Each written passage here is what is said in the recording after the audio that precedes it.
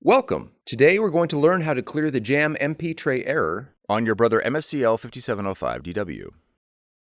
This video will cover multiple models and operating systems. Even though your machine may not match the model on the screen, the overall process will be the same. Let's start by removing the paper from the multipurpose or MP tray. Next, fan the paper.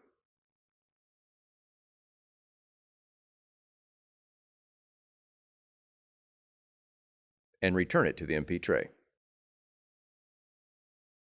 Verify that the tray guides are not pushed too tightly against the paper. Also verify that the paper is not loaded above the maximum fill line. Now press Retry. If the error does not clear, follow the link on the screen for additional instructions.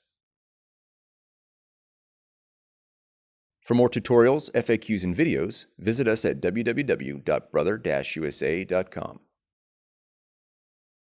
If you found this video helpful, be sure to subscribe. Thank you for choosing Brother.